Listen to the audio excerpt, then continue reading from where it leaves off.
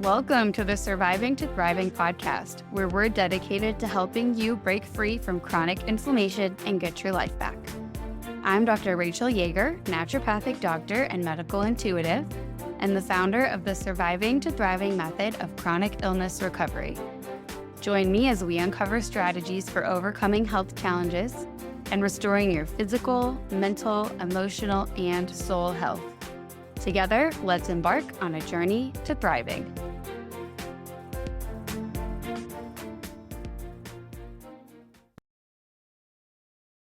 So there's a big connection between fast heart rate and low blood pressure and histamine symptoms. So I want to talk about this connection between POTS symptoms and histamine.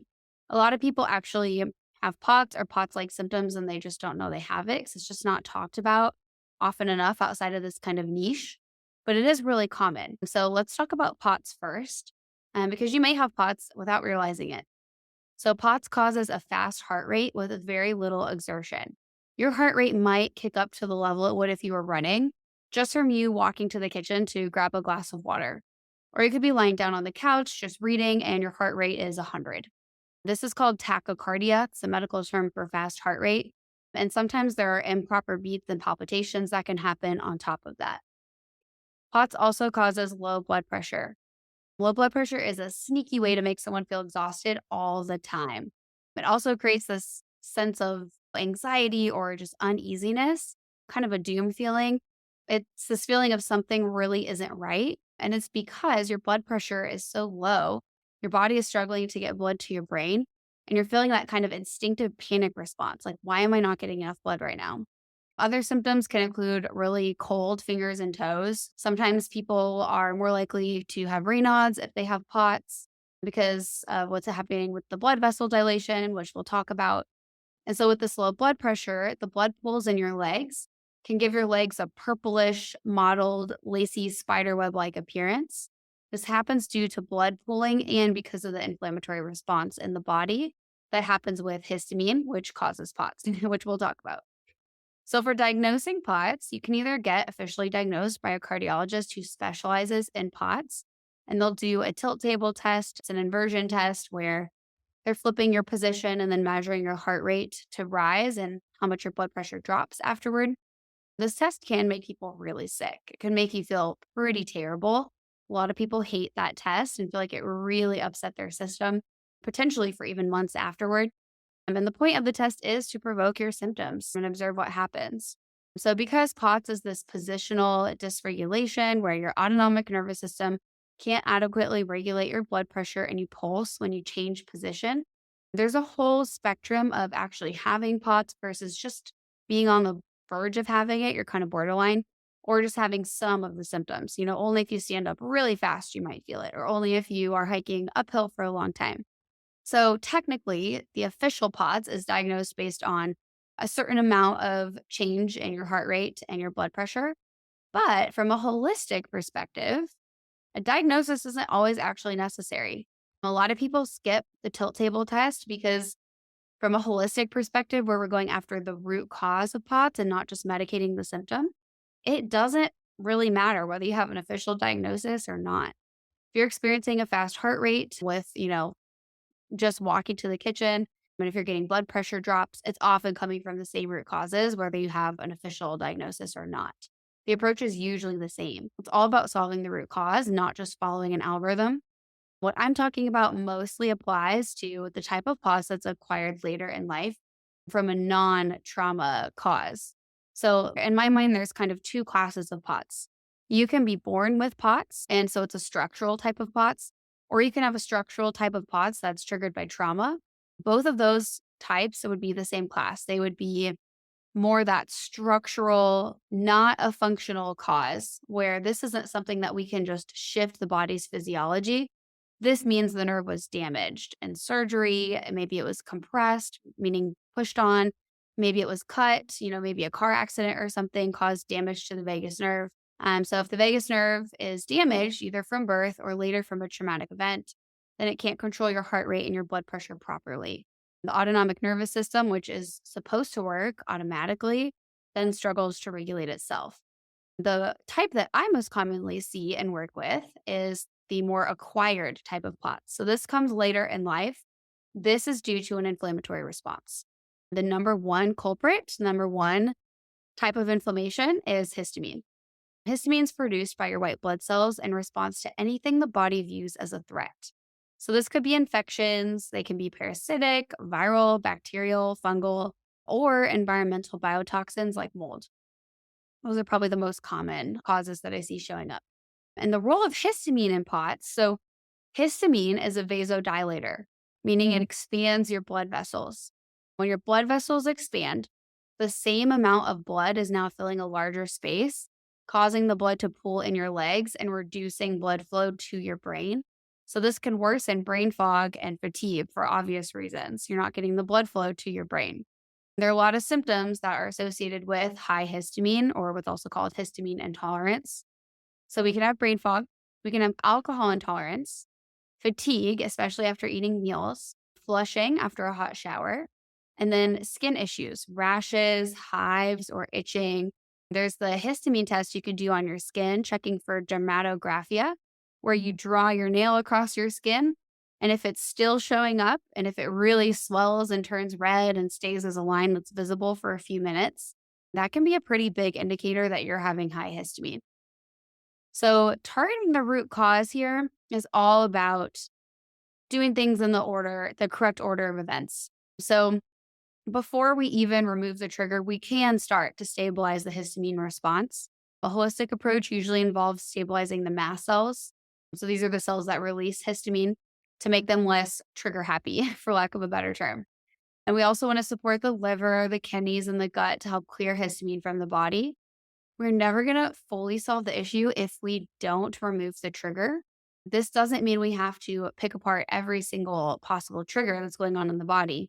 But for most people, the trigger is something like mold exposure, undiagnosed infections, severe gut inflammation, or other biotoxins that can be similar to mold, sometimes heavy metals, sometimes different gases we can be exposed to. So, all of these need to be identified and eliminated.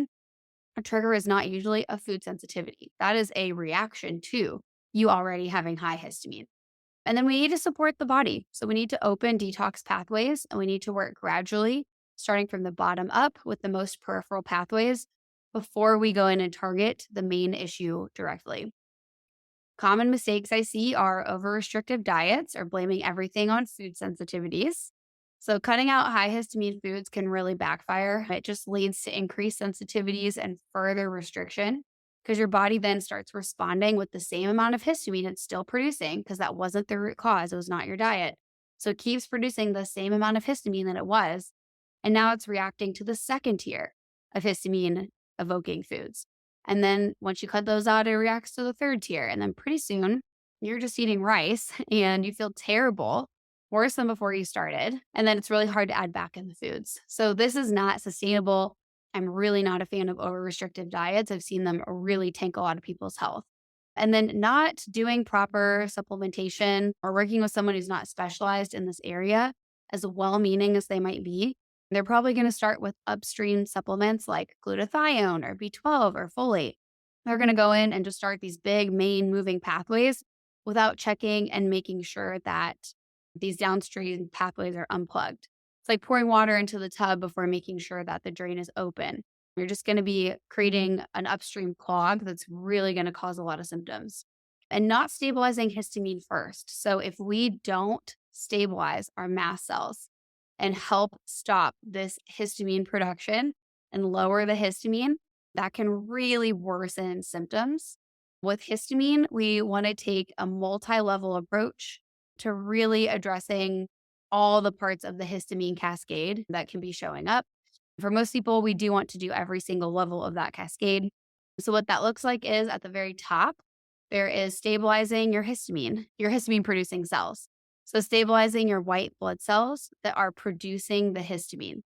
These are your mast cells. That's the type of white blood cell that makes it. So, it's releasing this histamine. We don't want it to be so trigger happy and overreactive. We can use herbs and supplements to actually calm the overactive mast cells. We can also support the liver. So, the liver is processing the histamine. So, it's pulling it out of the bloodstream so you're not having all the effects of it. So making sure our liver function is really optimized and help the body clear excess histamine. A lot of people jump and do a liver supplement and they actually start pushing too much stuff into their bloodstream, or they're doing the wrong stuff, or they're choosing herbs that actually liberate histamine. So again, doing everything very carefully in this area is really important. Our kidneys have a natural enzyme called DAO, diamine oxidase, that actually breaks down. So it degrades and eats up histamine. So we can not only support kidney health, so we can get the best natural DAO, but a lot of people with histamine issues are genetically deficient in DAO, or even if you're not genetically deficient, we're using it all up to break down this high level of histamine. So we can supplement things like DAO to actually help ensure that the histamine is degrading down the way we want. We can also use antihistamines. So we can actually block the histamine receptors. Antihistamines prevent the histamine from binding to the receptors. So they reduce the symptoms like flushing and itching and brain fog. But histamine still circulates in the body just because it's not binding to the receptors that the antihistamines are blocking. So this isn't a complete solution. We're still having the inflammation from the histamine being there. And then we can also use binders. So these are things like activated charcoal and zeolite. There's plenty of others that help mop up histamine in the gut. So your liver is pulling this histamine out. It's putting it into the intestines so that you can eliminate it with a bowel movement. And then if you're either not going often enough, or if you just have so much that your body is having a chance to reabsorb what's passing through, then your intestines are going to do their job great and they're going to reabsorb the nutrients that are sitting in your intestines because they're trying to absorb nutrients from your food. One of those things that reabsorbs might be some of these histamine related toxins that are causing you to feel really poorly. So a binder acts as a mop. It's like Velcro. It has a really, for being so tiny, it actually has a very big surface area, the way that the chemical is structured that we're using for a binder. And so it actually mops up and grabs like Velcro these toxins so that we're not reabsorbing them and we can poop them out and they can be actually eliminated from the body instead of recirculating. So there's all these different steps. That's 5 different points to support the histamine cascade. And if we don't do all these 5, then we're missing a big part of the picture because every single one of these 5 is extremely important. And so again, a lot of people come in and they say, okay, your histamine is being caused by your leaky gut. Look at your GI map. You have stuff in your gut. Look at your food sensitivity test. We've got to work on your gut. Well, everything that they give you to help your gut, if they haven't stabilized the actual root cause, which is your histamine's high in the first place, because it's reacting to something else, then you're actually probably not going to tolerate that approach very well. You might get sicker. And then again, restricting things is usually not the way to go. Instead, we need to actually identify and address your specific root causes and check for what your immune system is actually responding to that's making it produce such high histamine, and then take the holistic approach of balancing everything out. Progesterone helps stabilize histamine levels, while estrogen can actually make symptoms worse. So women with POTS might notice symptom fluctuations during their menstrual cycle. And then with nutrient levels, vitamins like different B vitamins and magnesium, they're all used for histamine processing. But again, we can't just come in with a big nutrient bomb. We have to carefully use the nutrients that open up the bottom pathways instead of accidentally giving nutrients that are going to run the upper pathways while we haven't made sure that all of our detox pathways are open. So there's a lot of things that play in: hormones, our cortisol levels, how much we're sleeping, how stressed we are, how our cell membranes are functioning. Are they nice and solid and sending all the chemical signals that they're supposed to be? Are all of our detox pathways open? All of this all feeds together. So it's really important to take a bird's eye view when it comes to histamine and POTS. And if you've been diagnosed later in life with POTS and it was not associated with trauma or anything structural, chances are you are missing a big part of the histamine picture. And, histamine can also include a bunch of other inflammatory mediators, like there's really leukotrienes, and our body produces heparin and a bunch of other stuff that's kind of all grouped under that histamine bucket. But to keep it simple, we say this is histamine intolerance if you're having POTS, and if you're having these signs of high histamine.